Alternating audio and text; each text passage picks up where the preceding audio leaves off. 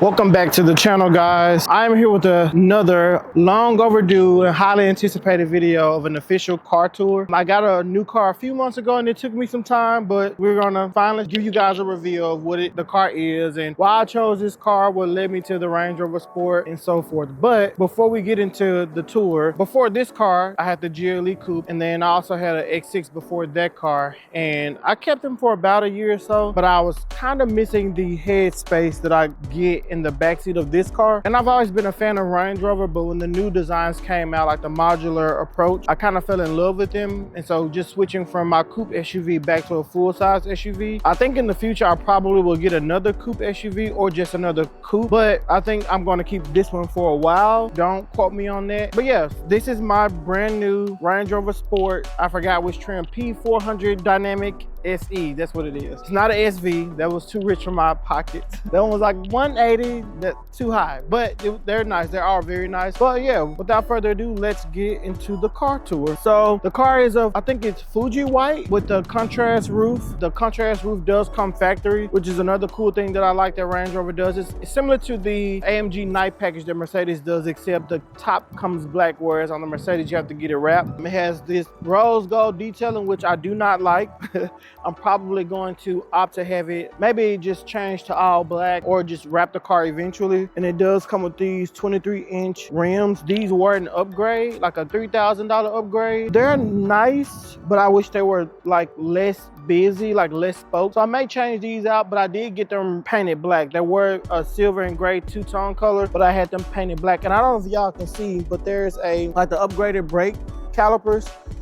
They're black, but I may have the color change since my rims are now black so you guys can see them. The car is a little dirty, so excuse the dirt. It snowed here in Dallas, and this is one of the first days that we've got some sunshine. But yeah, so this is the outside. I'll show you guys the front. Again, just the white with this dark metallic gray color for the logo, and then it's a dark metallic grille. Again, I may do a color change on all of this, and I like the grille. It's like a modular design, very simple, but a lot of openings for like air intake. Again, some more of their rose gold detailing that I don't like. We might change that to black. I think it's like the upgraded headlights. I forgot what they call them, like the something beam, high beam something technology with like all the LEDs and like turn by turn headlight or steering, whatever it is, but they kind of move when you're driving. So as you're turning corners and all of that, the headlights turn with you. Of course, the front camera and all of that junk. I kind of like the front lip on the bumper.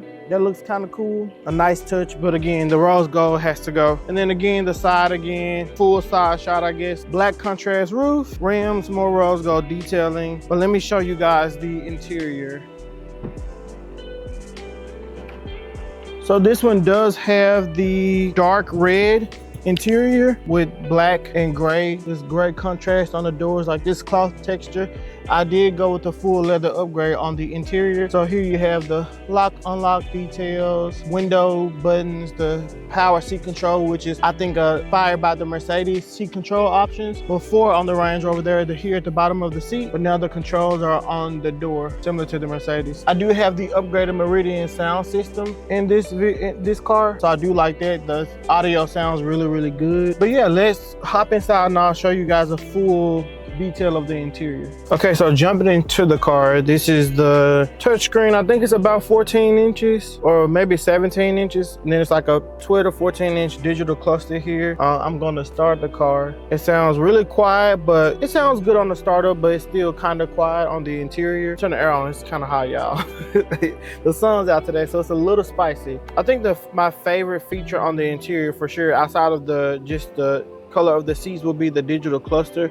It's completely like customizable, so you can change what it looks like, change the different screens and settings and different modes. So it'll change. Even if I put the car in like Sport Plus, the dash will change to this sportier cluster. And then you guys can't see because it's light outside, but all the ambient lighting in here turns red. So if you're driving at nighttime, not only does the dash here turn red or with the red accent, but all of the ambient lighting is red, which is another feature I like about the car. There's the heads-up display. I don't know if you guys can see it, but there's a heads-up display on the interior as well. I think it came with the technology package. This has to be one of my favorite features, the rear view camera that comes with the, so it's like two rear cameras, one at the bottom, which is the regular backup camera, and then one at the top. So you can toggle between your standard mirror or the clear sight view camera. Of course, we have the sunroof, which is a really nice option on the Range Rover, but I guess pretty standard for a lot of cars these days. You get a really big moonroof, sunroof, whatever, like a panoramic roof. I do have wireless charging in here. Oh, I'm sorry. I do have wireless charging here under the mirror, so I kind of like how it's tucked away. And AC controls here, which they did change in like the 25, 26 models, but the AC controls, all the standard controls like your cruise control, and when you're on the highway, you use the cruise control. It will like steer and drive itself, but of course every so often you have to make sure you touch the steering wheel. I have heated steering wheel, which I probably will barely use because it doesn't get that cold in Dallas. I also have heated and ventilated seats, so here on the knobs you can change from like cold to heated seats. And with the heated seats, it'll heat the armrest and also the door panels. So if you're resting your arm on the door, it'll keep you toasty. Another feature I really like about the Range Rover Sport is the double glove compartment. So there's the standard compartment here, but then even the top is this hidden glove compartment that doesn't look like it really opens, but the compartment does open, and it's wrapped in leather like the rest of the dashboard. But I think this is a feature that's kind of unique to Land Rover, Range Rover. I haven't seen it on any of the other vehicles or SUVs I've had, but I really like that feature. And as you can see, I keep some of my tech gear hidden in the glove compartment, but there's not much I keep in there besides all the standard stuff, registration stuff, you name it. Another feature I really like is this hidden wireless charging pad. I don't know if you guys can see it, but it's under the mirror, so it's kind of tucked away, but you can put a phone in there, or your passengers can put their phones in there and all that good stuff. The AC controls are here, so there's the heated and cool seats, and if you can see, there's like the cool, then also the heated, but we may not need those much here in Texas. And then this is the middle console. Now you can get this option with the refrigerator, but I mean, because me and the guys are usually going to restaurants and bars, I didn't think we needed a cooler in the middle console. So there was one model I saw that had the refrigerator, but I just didn't opt for it. But the storage is really deep, so outside of this insert that I have in here, there's a lot of storage on the inside. And then just in this compartment, I keep my wallet, a travel fragrance, and then like lip balm. And then here are the cup holders hidden behind this sliding door. So 2 cup holders, but then you have even more storage down here with another charger, 2 charging ports, a USB-C port, and then a Type A charging port, which is another cool feature. There's a lot of storage in this thing. And then the seats themselves, they're like these nice leather contour seats. And again, because I got the full leather upgrade, the entire seat is leather. I don't think this moves. I saw in some of the bigger Range Rovers, like the Autobiography, this kind of wraps to your head, but I don't think this one does that. Or if it does, I don't know how to do it. So shop 8 West, we can't worry about it. And then under here, we have this extra storage, which also has another USB-C. And I just keep my Ray-Ban driving glasses down there, but there's another charging port. So plenty of charging ports in the car. So I do really like that. And then I guess we'll move to the back seat, and I'll show you guys the back seat and then the trunk. Okay, one feature I do like on this car that I didn't know I had until after I bought it is the soft close doors. They really come in handy on days where I'm leaving the gym and my hands are full with groceries or my backpack or stuff like that.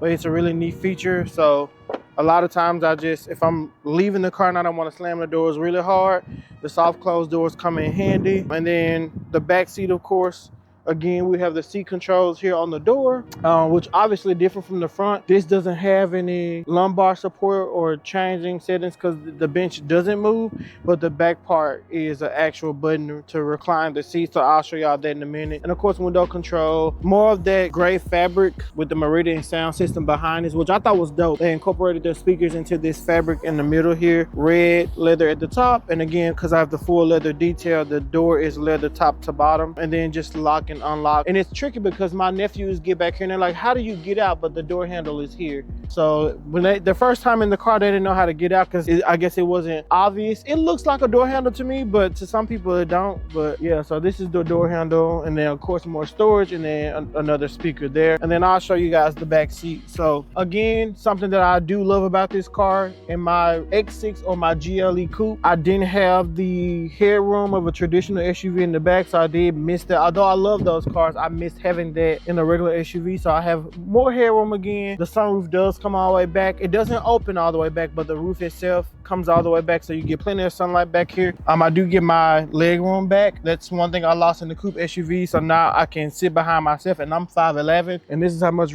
like headroom I have here. So I do like that again, or I'm glad I have that back again rather.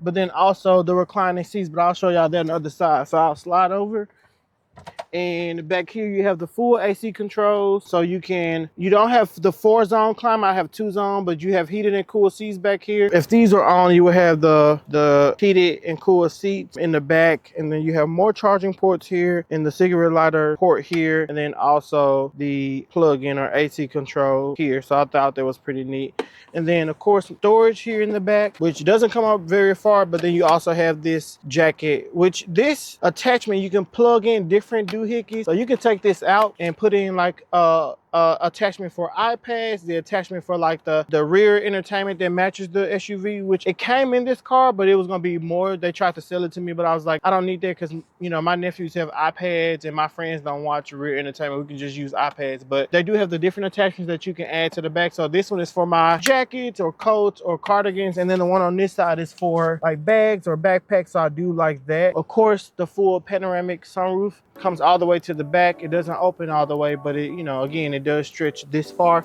But let me show you guys the reclining seat. So similar to the settings on this side, you can either recline the seat backwards for more comfort, or you can bring it up to regular height. So it doesn't go very, very far, but I do think this is cool to have back here. So yeah, and then you have the contrast here, so red and then black in the middle here, and again more storage and the cup holders. Nothing fancy. If it was a full-size Range Rover, you would probably have the rear fridge, but I don't have kids and I don't know if I need a car that big. But yeah, this is the back seat of the Range Rover, and pretty decent, big, spacious, enough leg room for tall people. AC controls, heated and cooled seats for comfort, and then also the reclining seats. Okay, this is the rear of the SUV, or as the Europeans say, the boot of the car. Standard rear end, I guess. Again, Fuji white. The badging on this side is black, but there's still the dark gray or the dark metallic gray on the Range Rover emblems. I do like the fact that I have this rear spoiler detail in the back. It adds a sportier touch to the car from the side profile. And I like the fact that the rear wiper is tucked under the spoiler. I hate car SUVs that have the wiper mounted in the center of the glass. They'll keep me from buying the car, actually. Like, to me, cars should have a certain aesthetic, my cars at least. But yeah, this is the rear of the car. We have the dual exhaust tailpipe and this like rear diffuser here in the center, which I kind of like. If I get the car wrapped and I don't do like a simple color, I may have that part wrapped just black or a different color. But I love the wide metallic or silver chrome-ish tailpipe. Just a nice touch to the car. And then like these little accent, I think this is the reverse light here, actually. I didn't realize it was down there until just now. And then of course we have the radars, like the parking sensors on the back. And let me show you guys the trunk. So of course there's like the button to open it, and it has like the kick feature where you kick under the car and it opens and closes. But this is the trunk. It has this cargo cover for privacy if you're like out shopping, doing groceries and all that junk. I added this little battery doohickey. It's like a flashlight, tire inflator, and then it can like jumpstart your car, but like, you know, emergency roadside stuff. It has these hooks in the back for groceries or just luggage, scuffles, whatever. I do like that. And then I like the fact that there is these D-rings to kind of attach stuff to so it doesn't slide around the car as well. That's pretty neat. There's 4 of them, so there's one in each corner of the car. But I think that's a nice feature to have inside the trunk. There's also another car charging cigarette lighter doohickey. What do you call these things? There gotta be like a term for this, but I don't know what you call this. But there's this, and then outside of leaving this here, it's just extra storage. But the trunk is pretty big, so even I don't know if you guys can tell, but like this side of the back seat is reclined. So when it's not reclined, you can just leave it pushed up to for more storage, but also fold the seats flat. So I do like that. But one of my favorite features before I show you guys the folding seats is the ride height. So whenever you're like entering the trunk and you're loading groceries or unhauling or hauling stuff in your trunk, you can raise and lower the car. So if you press the button here, you guys can see it lowering from the side of the car, and it will lower all the way down for your groceries to the lowest setting. Or when you're done, you can raise the height of the car back up to ride height. So that is one of the cool things about the Range Rover that I enjoy the most. And it gets pretty high. Like this is pretty high. We can do a comparison of the height when it's fully raised. So this is where it is when it's fully raised, like past my knee. And then this is where it is when you lower it. Hopefully the door don't hit me in the head.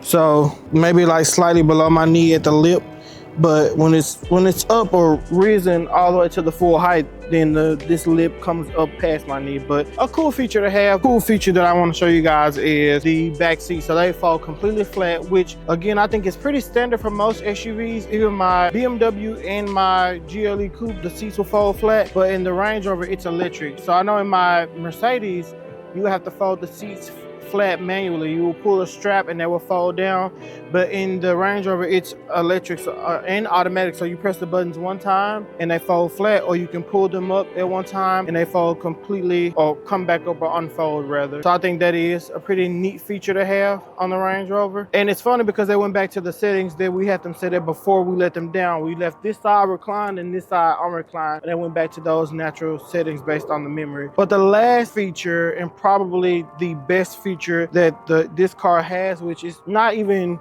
anything special, but it's hard to come by. The Range Rovers come with, if option, a full-size tire as a spare tire with a matching rim, which I know y'all like, well, this is a different color. So this is the stock color of my rims, the gray, the silver with the dark metallic gray that matches the emblems on the SUV. But I didn't get this one painted because I just didn't get it painted. But it does come with a full-size spare. Most SUVs, even the BMW X6 and my GLE Coupe, had like the dummy tires, but this is a full-size Pirelli 23-inch tire and matching rim. So I may go back and have this one painted just in case, but if I change the rims, then I'm just gonna get a 5th rim to go with the rest of the set. And then here's the jack and all of that. But I thought it was pretty neat that this came with a full-size tire. It's kind of hard to come by in 2026 with these new cars. But yeah, that's the rear or the trunk of the car. I will show y'all the little kick thing, but I never get it right, so I don't know how to, I don't know. I can never make it work, but that's also another feature on the Range Rover. But let's get back inside and I'll show y'all more features in the interior or on the screen and in the settings and all of that. I gotta adjust my seat. It does have memory seats. I think I don't know if I mentioned that. Outside of the seat controls, it does have memory seats, which I think it should be pretty standard on some of the luxury cars these days. But hop in and I'll show y'all the rest of the settings, the cool tips, tricks, and all that magical stuff. So this is the, I guess, main screen of the Range Rover. I think their system is called PV Pro. To me, their maps is pretty clean. So this is the Apple Maps, but they have their own standard map or navigation. So this is what their map looks looks like, which is pretty simple, clean, I guess. It does its job, but you can toggle between like 3D, 2D, or just like compass or directional based GPSing. But I prefer to use my Apple Maps. I do have wireless CarPlay in this car, so that's another thing I like about it. Now, in my GLE Coupe, I did not have wireless CarPlay, but I also didn't have the 2025 model, but it wasn't worth me upgrading from, I think I had a 23 to the 25 because they pretty much look the same besides the new lights, and Mercedes just didn't make enough upgrades to the car, in my opinion, for me to go and spend the $30,000 difference just for the base model. Of course, again, you can opt to either use the Apple user interface from the Apple CarPlay or use the, you know, the car menu or whatever, but this is just more menu options. So like outside of map, you can edit this way and add another panel, phone, media. Right now we're not playing the music, we don't need any copyright issues with YouTube. The slope assist, which is, this is the off-road stuff I'll never have to worry about, because the furthest I'll go is rain, sleet, snow, hail, and maybe some muds, maybe a little bit of gravel, but like mounting, driving, and all that junk, no, I don't. Maybe this I would look at, but I don't know. Maybe this is for the battery. I don't know if my model year of the Range Rover is like a mild hybrid system where it's like part motor, part engine. Again, my Mercedes was a mild hybrid. It had part battery power, part engine or whatever. So maybe this is the same. I don't know. But okay, and then this is just the Apple CarPlay screen. So of course, again, map, Spotify menu or whatever, call log. But then there's certain apps like this Target app where if you have like a curbside order, you can use the app to go and pick up the order, put in that you're here, put your parking spot, all that stuff, which I thought was pretty neat. But there's even Chick-fil-A app, and there's just other apps in here that you can use, like Teams, of course, Zoom calls, all of that have been updated with the new Apple Maps or Apple CarPlay. But I think that's pretty cool. The other thing I thought was really cool is that in most times your infotainment system and your well, this is your infotainment system. The infotainment system and the digital cluster operate separately, but in the Range Rover there are moments where it operates together. So if I navigate home, if I hit go here, but then I leave this screen and to control the music, the maps here will change to give me my turn-by-turn direction. So I thought that was dope. But if I go back to my guidance here, it goes back to just a map overview. So that is the one time I think the menus should work together. But yeah, I think for the most part, that's what I like about the system. All the doohickeys, tips, tricks, bells and whistles work the way they need to. You have Android Auto as well, seats, climates, the user's navigation, cameras, all of that you can operate from this main screen here. Even Alexa and the smart assistant and telling it to like open the windows or, you know, turn the air down and all that junk. But yeah, so that's it for the interior. All right, guys, this concludes the new car tour. Thanks again for tuning in. I wouldn't be able to do this or buy this or any of the blessings without you guys, and then obviously my career. But I'm blessed. I'm extremely grateful for all the small things and big things that God has given me. So I appreciate you guys for watching. If you're new here, don't forget to subscribe, like, comment, join the tribe, turn on your post notification bells. But if you're not, welcome back to another video with Justin Bradford. And I hope you guys enjoyed the new car tour. Peace.